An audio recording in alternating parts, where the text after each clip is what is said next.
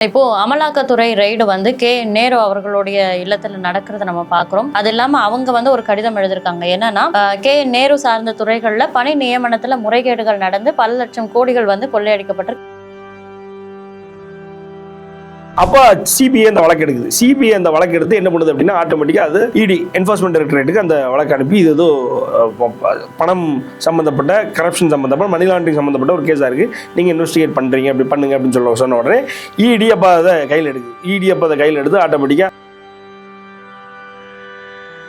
அது போக இடி என்னென்னலாம் கோட் பண்ணுது லிஸ்ட் பண்ணுது அப்படின்னா டிஜிபி உடனே இது ஏன்னா இடி பொதுவாக ஒரு மணி லாண்டரிங் கேஸ் அவங்களா எடுத்து நடத்த முடியாது. யாராவது ஒருத்தர் சிபிஐ அந்த பெட்டிஷன் அதை எஃப்ஐஆர் மாற்றி இடிக்கு அனுப்பணும். அப்போதான் அவங்க ஒரு தன்னார்வத்தோட அவங்களா எடுக்க முடியாது.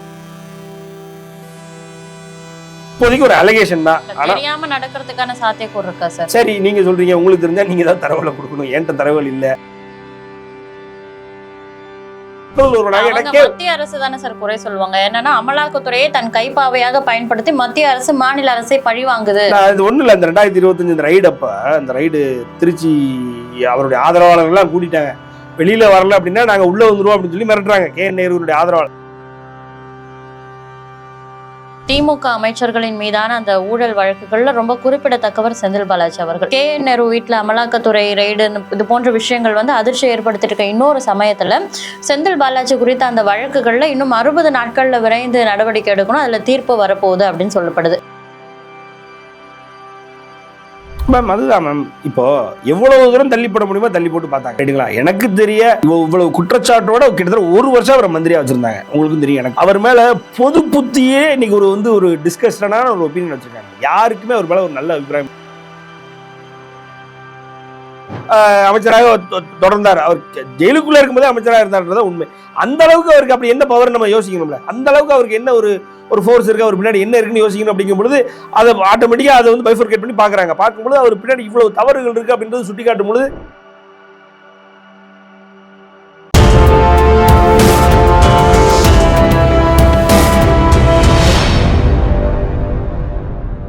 யூத்தமிழ் நேயர்களுக்கு வணக்கம். இன்றைக்கு நம்ம கூட அரசியல் விமர்சகர் திரு சத்யன் ராமசாமி சார் அவர்கள் இணைஞ்சிருக்காங்க. வணக்கம் சார். இப்போ அமலாக்கத்துறை ரெய்டு நேரு அவர்களுடைய இல்லத்துல நடக்கிறத நம்ம பாக்குறோம். அது இல்லாம அவங்க ஒரு கடிதம் எழுதிருக்காங்க. என்னன்னா நேரு சார்ந்த துறைகள்ல பணி நியமனத்துல முறைகேடுகள் நடந்து பல லட்சம் கோடிகள் கொள்ளையடிக்கப்பட்டிருக்கு, ஊழல் நடந்திருக்கு, இது குறித்து விசாரிக்கணும்னு சொல்லிட்டு தமிழக காவல்துறைக்கு அமலாக்கத்துறை ஒரு கடிதம் எழுதுறாங்க.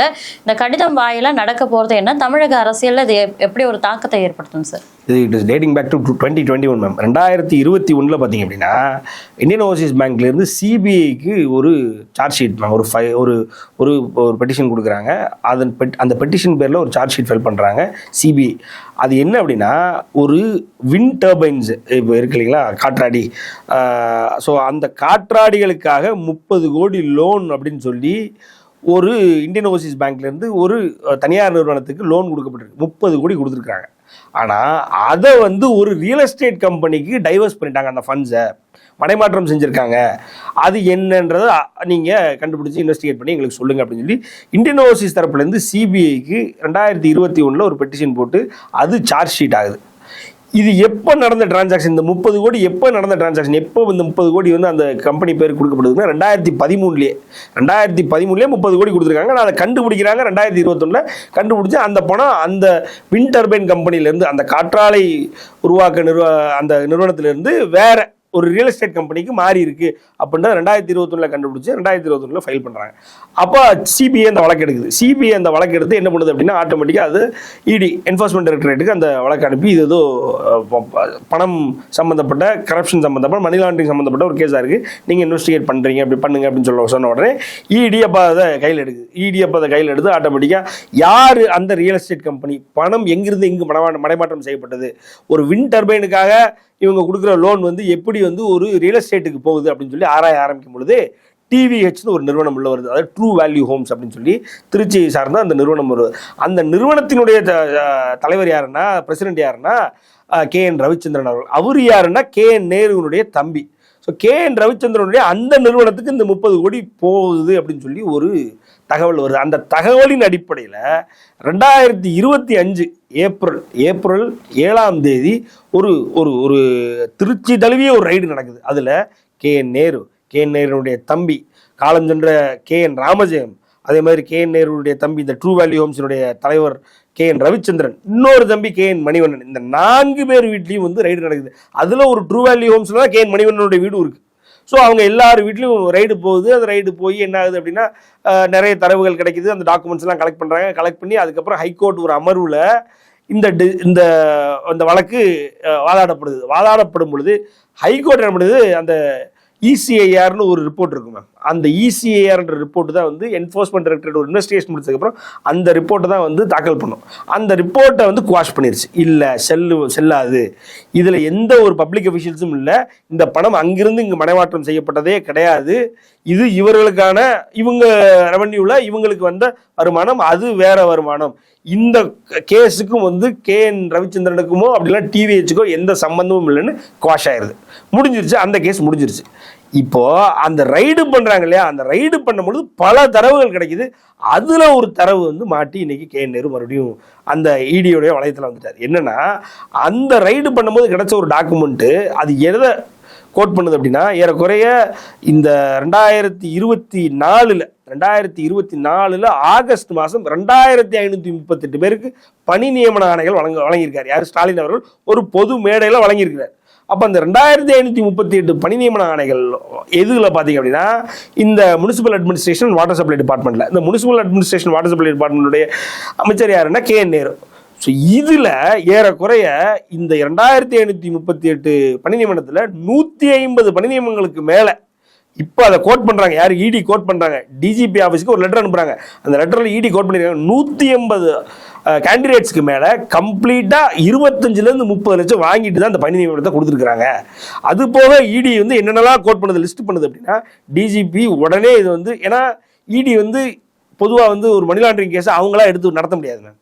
யாராவது ஒருத்தர் இப்போ CBI வந்து அந்த பெட்டிஷன் வந்து அதை FIR மாற்றி EDக்கு அனுப்பணும். அப்போ தான் அவங்க ஒரு தன்னார்வத்தோடு அவங்களா வந்து எடுக்க முடியாது. அவங்க என்ன பண்ணியிருக்காங்க, இதில் வந்து சைட் பண்ணியிருக்காங்க. இதில் வந்து FMLA, அதாவது மணி லாண்டரிங் ஆக்ட் பிரகாரம் இதில் எல்லா கிரவுண்ட்ஸும் இருக்குது இந்த கேஸு. அதனால் DGP நீங்கள் ஒரு ஆக்ஷன் போட்டு ஒரு FIR போட்டு எங்களுக்கு அனுப்புங்க, நாங்கள் வந்து இதை ப்ரோவ் பண்ண ரெடியாக இருக்கோம் அப்படின்னு சொல்லி இன்றைக்கி லெட்டர் அனுப்புது. அந்த லெட்டரில் என்னெல்லாம் கோட் பண்ணியிருக்காங்க அப்படின்னா, அதாவது ஒரு 150 கேண்டிடேட்ஸ்க்கு மேலே 25-30 லட்சம் வாங்கியிருக்காங்க. ரெண்டாவது, இன்ஃபர்மேஷன், அதாவது exam related information, question paper related information leak பண்ணியிருக்காங்க. இதுக்கு அண்ணா யூனிவர்சிட்டி தரப்புலேருந்து ஏதோ ஒரு அத்தாரிட்டி தான் அதை பண்ணியிருப்பாரு. அதே நேரத்தில் அவங்க பேப்பர்ஸ் சேஸ் பண்ணி அவங்களுடைய ஸ்கோர்ஸையும் மாற்றிருக்காங்க. மாற்றி பணத்தையும் வாங்கி அவங்களுக்கு போஸ்டிங்கும் போட்டு கொடுத்துருக்குறாங்க. ஏறக்குறைய 888 கோடி வரைக்கும் இதில் வந்து கையாடல் நடந்திருக்கு. இதில் வந்து ஒரு கரப்ஷன் இருக்குது.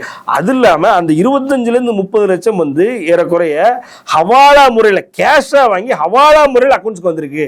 அந்த ஹவாலா பேப்பர், பேங்க் நோட்ஸ்ன்னு இருக்கும் இல்லையா, அந்த ஹவாலா பேப்பர் தான் மாட்டியிருக்கு.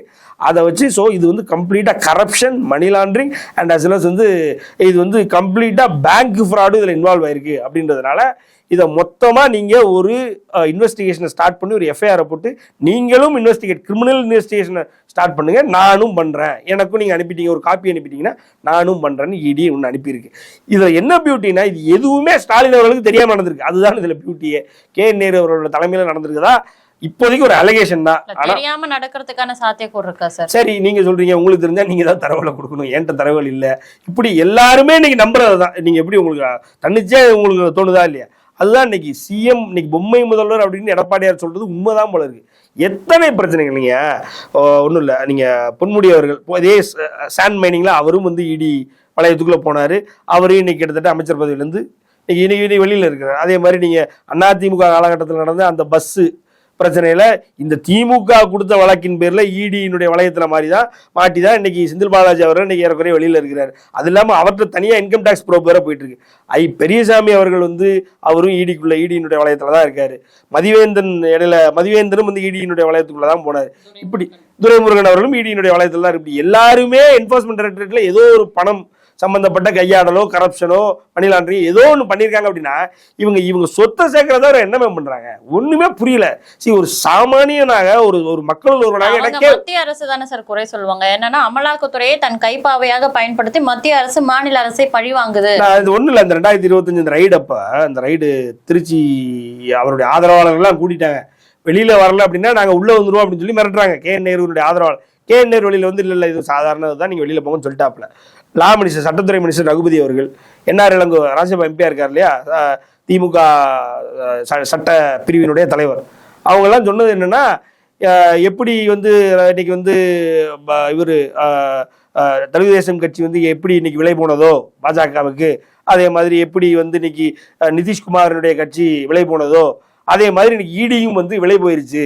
ஈடி வந்து இது ரொம்ப வருஷமா அவங்க சொல்லிட்டு தான் இருக்கிறாங்க மேம். ஆனா ஈடி தரவு இல்லாம ஒரு வீட்டுல போயிட்டு வாரண்ட் பண்ண முடியுமா?